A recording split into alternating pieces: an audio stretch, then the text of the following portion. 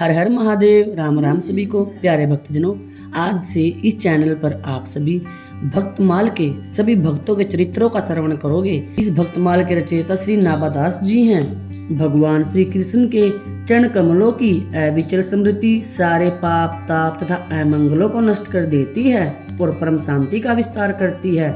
उसी के द्वारा अंतःकरण शुद्ध हो जाता है, भगवान की भक्ति प्राप्त होती है एवं परम वैराग्य से युक्त भगवान के स्वरूप का ज्ञान तथा अनुभव प्राप्त होते हैं। भक्तमाल महाभागवत श्री नाबादास जी की रचना है। जैसा कि इसके नाम से पता चलता है कि यह भक्तों के चरित्रों की एक माला गुथी हुई है। भगवान ही जब भक्तों की महिमा का मुक्त कंठ से गान करते हैं तो ऐसे सौभाग्यशाली भक्तों की महिमा की क्या सीमा। इतना ही नहीं, भगवान स्वयं कहते हैं कि मैं भक्तजनों के पीछे पीछे यह सोचकर निरंतर विचरण किया करता हूँ कि उनके चरणों की पवित्र धूल राशि उड़कर मेरे ऊपर पड़ जाए और मैं पवित्र हो जाऊं। वास्तव में भगवान और उनके भक्तों में भेद का अभाव है। भगवान के प्रिय भक्तों की पुनीत गाथाएं अनादिकाल से विश्व के इतिहास में गाई जा रही हैं और अनंत काल तक गाई जाती रहेंगी। ऐसे भक्तों का नाम स्मरण, उनके चरित्रों का मनन, उनके उपदेशों का पालन और उनकी भगवत प्रेम की रहनी करने का अनुसरण करने से अंतःकरण पवित्र हो जाता है। अब आपको भक्तमाल के प्राकट्य की रोचक कथा सुनाते हैं। भक्तमाल साहित्य का अनूठा अनमोल रत्न है। इसकी यह विशेष बात है कि यह भक्तों को अति प्रिय होने के साथ ही भगवान को भी परम प्रिय है। संतों की तो यह भी धारणा है कि भगवान अपने नित्य धाम में भक्तमाल का सदा स्वाध्याय करते हैं। श्री भक्तमाल के प्रधान श्रोता भगवान ही हैं। जैसे भक्तों को भगवान का चरित्र अति प्रिय है, वैसे ही भगवान को भी भक्तों का चरित्र परम प्रिय है। सत्य तो यह है कि भगवान अपने से अधिक अपने भक्तों का आदर कर देते हैं। भावुक भक्तों की मान्यता है कि भगवान से भी अधिक महिमा उनके भक्तों की है। एक बार की बात है कि श्री नाबादास जी के पूज्य गुरुवर श्री अगरदास जी महाराज भगवान श्री सीताराम जी की मानसी उपासना में लीन थे और उनके शिष्य श्री नाबा जी धीरे धीरे उनको पंखा झेल रहे थे, अर्थात उन पर हवा कर रहे थे। उसी समय अगरदास जी का एक शिष्य जहाज द्वारा समुद्र की यात्रा कर रहा था। उसका जहाज अचानक समुद्र के भंवर में फंस गया और रुक गया। उस समय उस संकट से मुक्त करने के लिए शिष्य ने अपने श्री गुरु श्री अगरदास जी का स्मरण ध्यान किया। उसका फल यह हुआ कि गुरु जी का ध्यान भी शिष्य की ओर गया और उनकी मानसी आराधना का ध्यान टूट गया। विलक्षण बात यह हुई कि इस ध्यान भंग की बात नाबा जी भी समझ गए। तब उन्होंने अपने पंखे की वायु के झोंके से रुके हुए जहाज को भंवर संकट से पार कर दिया। जहाज समुद्र में यथावत चल पड़ा। तब नाबा जी गुरु जी से बोले, गुरुदेव, वह जहाज पुनः चल पड़ा है, अतः अब आप पहले के समान ही भगवान के ध्यान में लग जाइए।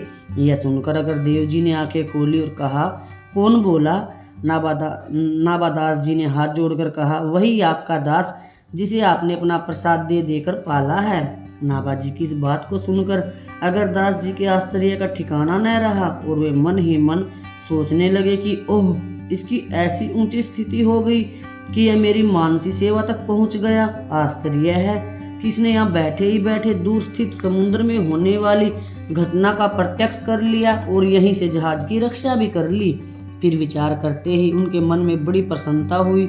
वे यह जान गए कि संतों की सेवा तथा उनसे प्राप्त प्रसाद भक्षण की ही यह महिमा है। इसी कारण नाबा जी को दिव्य दृष्टि प्राप्त हो गई। तब श्री अगरदास जी ने नाबा जी को आज्ञा देते हुए कहा, वत्स, तुम्हारे ऊपर यह साधुओं की कृपा हुई है। अब तुम उन्हीं साधु संतों के गुण स्वरूप तथा उनके हृदय के भाव का गान करो। गुरुदेव की इस आज्ञा को सुनकर नाबा जी ने हाथ जोड़कर कहा, प्रभु, मैं भगवान श्री राम भगवान श्री कृष्ण के चरित्रों को तो कुछ गा भी सकता हूँ, किंतु भक्तों के चरित्रों का आदि अंत पाना तो बड़ा कठिन है। भला मैं भक्ति के रहस्य को कैसे समझ सकता हूँ? तब अगरदास जी बड़े प्रेम से उन्हें समझाते हुए बोले, जिन्होंने तुम्हें मेरी मानसी सेवा में प्रवेश कराया है, जिन्होंने तुम्हें समुद्र में जहाज को दिखाया, जिन्होंने यहीं से पंखे की हवा से जहाज को आगे बढ़ा दिया, वे ही भगवान तुम्हारे हृदय में प्रविष्ट होकर भक्तों के तथा अपने भी सब रहस्यों को खोल कर बता देंगे। गुरुदेव ने नाबा जी की आशंका को दूर कर दिया। बस अब क्या था, उन्होंने गुरुदेव की प्रेरणा प्राप्त कर उनके आशीर्वाद से भक्तमाल की उद्भावना कर डाली और इस घटना का वर्णन उन्होंने अपने ग्रंथ के प्रारंभ में इस प्रकार किया। स्वामी श्री अग्रदेव जी ने मुझ नारायण दास को आज्ञा दी कि भक्तों के चरित्रों का वर्णन करो, भक्तों का यश गान करो, क्योंकि संसार सागर से पार उतरने का इससे सरल कोई दूसरा उपाय नहीं है। इस पद में श्री नाभा जी ने अपने श्री गुरुदेव जी का नाम निर्देश किया है और ग्रंथ रचना का हेतु बताया है। भक्त और भगवान में श्री अगरदास जी ने केवल भक्तों के सोगान की आज्ञा दी। कारण यह है कि भक्त में भक्ति, भगवान और गुरुदेव सबका भाव निहित रहता है। श्री नाभादास जी ने भक्तमाल ग्रंथ का प्रारंभ मंगलाचरण के रूप में इस दोहे से किया है। भगवत भक्त, भगवत भक्ति, भगवान और गुरु कहने को तो ये चार हैं, किंतु वास्तव में इनका स्वरूप एक ही है। इनके चरणों में नमस्कार करने से समस्त विघ्नों का नाश हो जाता है।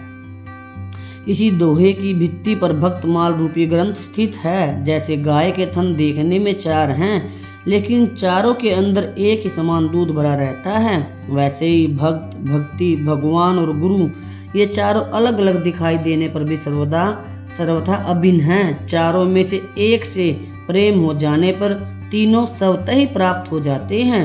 इस दोहे में भक्त शब्द का प्रारंभ में जो प्रयोग होने से भक्तमाल में भक्त की प्रधानता नाभादास जी ने दिखाई है। जैसे माला में चार मुख्य वस्तुएं होती हैं, मणियाँ, सूत्र, सुमेरु और फूंदना अर्थात गुच्छा, वैसे ही भक्तमाल में भक्तजन मणि हैं, भक्ति है सूत्र, माला के ऊपर जो सुमेरु होता है वे हैं गुरुदेव, और जो सुमेरु का जो गांठ रूपी गुच्छा है वे है भगवान। जिस प्रकार माला में मणि की विशेषता पर माला का नामकरण होता है, यथा रुद्राक्ष माला, तुलसी माला। नाभादास जी कहते हैं कि भगवान के भक्तों के गुण और चरित्रों का वर्णन करने से इस संसार में कीर्ति और सभी प्रकार के कल्याणों की प्राप्ति होती है। आदि भौतिक, आदि दैविक, आध्यात्मिक तीनों तापों का नाश होता है तथा हृदय में अटल रूप से भगवान का वास हो जाता है।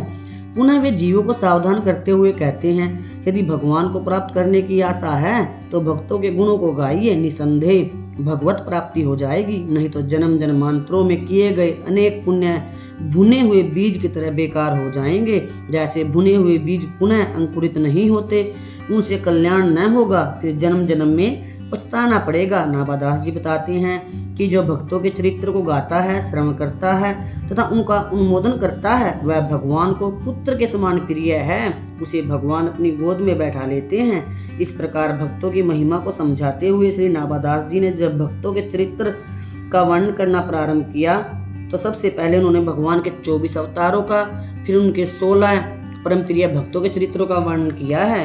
आप सभी को इस चैनल पर भक्तों के परम चरित्र सुनने का सौभाग्य मिलेगा। आप सभी ने अपना कीमती समय देकर श्री नाभादास जी की कथा का श्रवण किया, इसके लिए आप सभी का कोटि कोटि धन्यवाद, शुक्रिया।